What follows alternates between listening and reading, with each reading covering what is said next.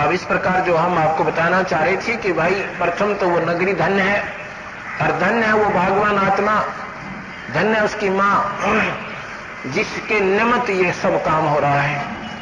वो भगवान आत्मा, वो पुण्य आत्मा भक्त रविंद्र, ये आपके यहाँ विजय ट्रांसपोर्ट वाले। कोई यूं सोचे कि भाई अपने कोई स्वार्थ वर्ष कर रहा होगा, इसका कोई 8 लाख गिरी होगी, नहीं। भगवान पहले ही इसके ऐसे प्रारब्ध है कि पूरा संपन्न परिवार है, बच्चों की जगह बच्चे हैं, और वह धन की कोई कमी नहीं इसके पास, मालिक की पहले ही ऐसी मौज है। अब इसने जब ये ज्ञान समझ में आया इस परिवार को कि हमारा जो मूल काम है, गीतदास जी कहते हैं आत्म प्राण उधार ही ऐसा धर्म नहीं और है। जो यहां ना जाने कितनी पुण्यात्माओं का दुख निवारण होगा, सतमार्ग प्रदर्शन होगा, तो इसके बराबर कोई पुण्य नहीं है जमीन पर।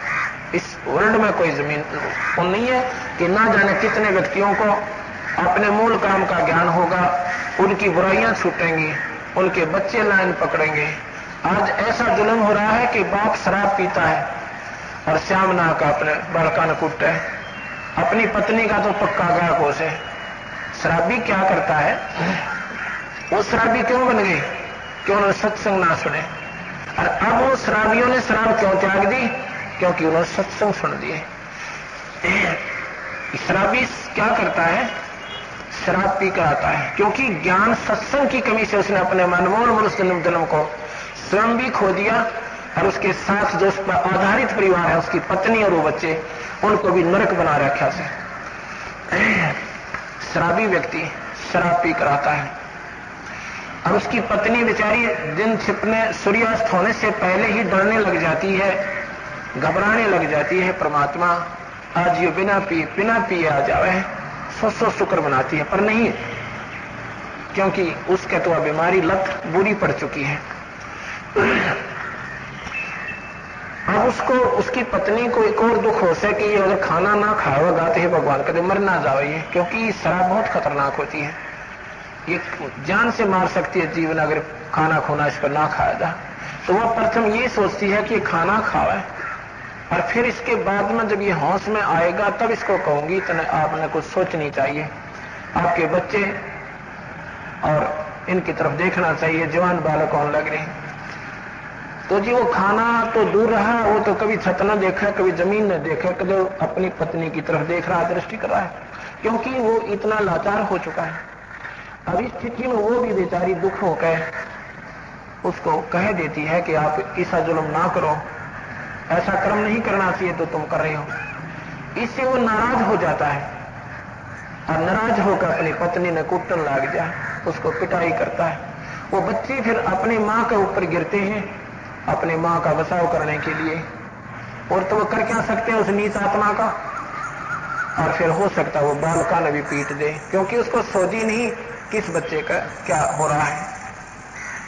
ऐसे ही हम एक जगह सत्संग कर रहे थे, एक छोटी सी लड़की 10-12 वर्ष की, और बहुत बुरी तरह जब ये सत्संग सुना तो बहुत बुरी तरह रोने लगी। मैं कहने लगा बेटी क्या बात हो गया? उसने बताया कि महाराज जी हम 3 बहन हैं, बड़ी मैं हूं, मेरे पिताजी दिल्ली जो इंदिरा गांधी एयरपोर्ट है, इंटरनेशनल एयरपोर्ट, उस पर नौकरी करते हैं, अच्छी तनख्वाह है, स्कूटर ले रखा है, और घर में आटा नहीं होता कभी कभी, के बाद के दारू पीता है, और मेरी मां ने रोज कूटा है, रोजाना पिटाई करता है। अब 9 महीने में मेरी मां को मेरी दादी जाकर लाई है, हम तीनों बहना न छोड़कर चली गई बेचारी। अब कित मर रहा है उसकी, रोजाना कौन मार खाओ गई। और महाराज जी जब मेरे पिताजी आकर ना एक दिन मेरी मां को मार रहे थे, मैं अपनी मां के ऊपर गिर गई रोती हुई, तो मेरे पिताजी ने 2 तो मेरे कड़ में मुक्के लगे कमर में, और एक मेरे होठ पर लगा, मेरा होठ इतना बड़ा हो गया या मुंह पर लगा। उसके बाद जब हमारे पिताजी आते हैं, हम तो अपनी 4 पाइयां का नीचे गिर चले जाते हैं, रुक जाते हैं, छिप जाते हैं। अब ये विचार करना चाहिए इस सत्संग की कमी के कारण ये जीव किस प्रकार अनरस की तरफ चल पड़ा। जिस बात को देखकर बच्चा ने सीने से लगना चाहिए था और इंतजार करनी चाहिए थी कि मेरा पिताजी आएगा, बच्चों के लिए कुछ फल ले जाए, और ना तो बच्चा न जानते राजी बोल पड़ा है, इतने में खुश हो जाते हैं। और जिस बाप ने देखकर पुत्र और बेटियां लुक जाती हैं, छुप जाती हैं, वो बाप नहीं रहा, वो राक्षस बना दिया उस नीच कर्म ने, किसने? शराब ने। और वही प्राणी जब शराब त्याग देता है, अपने पिछले किए हुए कर्मों को जब देखता है, अब हमारे पास कम से कम 15-16 हजार ऐसे परिवार हैं जो कति ऐसे बर्बाद थे। विशेषकर ये बीमारी गांवों में ज्यादा फैल गई है और हरियाणा के अंदर ये आम चीज बन गई, कलह का कारण, अशांति का कारण है। और 15-16 हजार ऐसे व्यक्ति जो बिल्कुल, जिसपे नशा मुक्ति केंद्र भी फेल हो गया था, इस कबीर भगवान की रजा से उस पीड़ित परिवार का ऐसे प्रार्थना सुनी इस मालिक ने। आज वो कति शराब त्याग के और अपने बच्चों को सामने बैठकर आरती करवाते हैं। अब ये कारण क्या था कि सत्संग के अभाव से और कुसंगत में पड़ जाने से बचपन में जो रंग गलत चढ़ गया, वो फिर आने वाले समय में भयंकर दिशा ले गया। ऐसे ही जिन बच्चों को अब बचपन में ये संग मिल जाएगा, ये सत्संग मिल जाएगा, वो अपनी बुराई त्याग देंगे। जिंदगी भर वो अपने इन व्यसनों को, इन बुराइयों को स्वीकार नहीं कर सकते, क्योंकि उनको वो गलत संगत नहीं मिलेगी। तो ये सत्संग समाज भी सुधार करता है, आत्मकल्याण भी करता है। अगर हम ध्यानपूर्वक सुने, अब यहां देख रहे हो सत्संग में कितने व्यक्ति आ रहे हैं, और यहां पर हीरो हीरोइन आ जाती, दूर तक की गाड़ियां रेल भर भर का आ जाती और केटिंडे लेकर जाती। उनको बता, वो क्या बताती? सिर्फ उन बकवादे हैं, इधर उधर की अदाएं हैं, ये आपका काम नहीं आ सकती। आपके काम आएंगी ये सत्संग, और सत्संग हम सुन नहीं सकते क्योंकि हमारे पाप कर्म बहुत प्रभावी हैं। तुलसी पिछले पाप से हरि चर्चा ना भावे, और जैसे जबर के बेगते या भूख विदा हो जावे। जिस प्रकार इंसान को बुखार बन जाता है, किसी व्यक्ति को बुखार बन जाता है, उसको ये भोजन भी स्वादिष्ट नहीं लगता, और मनुखा दाख कितनी मीठी होती है उसे भी कड़वी बताता है कि कौड़ी लगे मन अच्छी नहीं लगती, रख दे। रोजाना 4-4 फुल्की सुबह शाम खाने वाला व्यक्ति एक गिलास नहीं खा पाता, उसको भी कहता रख दे, मुझे अच्छा नहीं लग रहा। इसका कारण क्या है कि उस बुखार ने उस व्यक्ति की व्यवस्था, शरीर की व्यवस्था को इतना बेकार कर दिया कि वो अच्छी चीज भी बुरी महसूस हो रही है।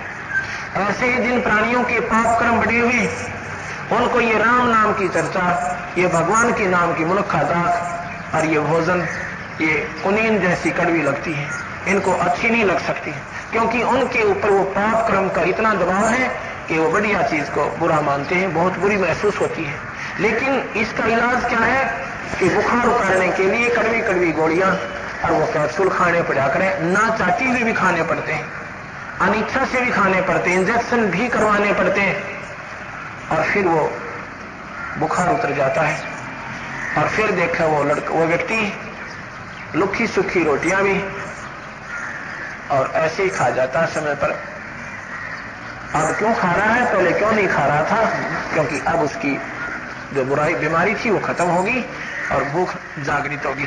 ऐसे ही जिनके पाप कर्म कट जाएंगे, वो कटेंगे कैसे? सत्संग के कड़वे कैप्सूल सुनते हैं, ये प्रवचन सुनने से ये आपकी बीमारी ने, उस बुखार ने तारेंगे। जो कुछ ऐसे संस्कार होते हैं जो हमारे शुभ संस्कारों को टेम्परेरी दबा कर रखते हुए, वो जो पाप कर्म है वो संत के दर्शन तक और प्रचार सत्संग के सुनने से वो हट जाते हैं, एक पोचा बन जाता है। जैसे सूरज के आगे बदरा ऐसे कर्म छारे, और प्रेम की पवन करे चित मंजन ढलकर तेज नयारे। जैसे सूरज के आगे बादल होते हैं और दिन को रात बना देते हैं, लेकिन वो रात नहीं थी, उस बादलों ने बना दी, और तेज हवा आई और बादल इधर उधर भगा दिए और डाल फेंक दिए, तो वो ज्यों का तो प्रकाश विद्यमान हुआ, हमें दिखाई देने लगा। ऐसे ही हमारे कुछ ऐसे पाप कर्म हैं जो इस संतों के प्रवचनों की, और इससे फिर प्यार जागृत होगा आपको भगवान के प्रति, इससे ये पाप कर्म के बादल आपके छट जाएंगे, हट जाएंगे। जैसे सूरज के आगे बदरा ऐसे कर्म छारे, और प्रेम की पवन कर चित मंजन झलकर तेज नयारे। फिर ये आत्मा उसी प्रकार परमात्मा की तरफ अग्रसर हो जाएगी जब ये बुरे कामों की तरफ स्पीड पकड़ रही थी। और जो व्यक्ति जैसा आज नेचर है, जो व्यक्ति शराब पी करके सत्यानाश की तरफ और पूरी स्पीड से चल रहे थे, अब उन्होंने जब वो कन्वर्ट होगी ना उनकी दिशा जब चेंज होगी, उसी स्पीड से आज इस मालिक की तरफ पुण्य में, धर्म में, सेवा में सबसे आगे रहती, क्योंकि उनकी नेचर तो वही है, लेकिन उनकी दिशा गलत होगी थी। पहले दिशा थी पाप कर्मों में, अब दिशा शुभ कर्मों की तरफ होगी। जैसे एक डाकू थे, वो अज्ञानता के कारण ब्राह्मण जाति में होते हुए और वो डाकू बन जाते हैं। और एक दिन सत्संग सुन लिया उन्हें संतों का, उसी दिन से उन्होंने अपनी दिशा बदल ली, फिर महर्षि कहवाए। तो इस प्रकार संतों की कृपा बिना ये जीव सुखी नहीं हो सकता।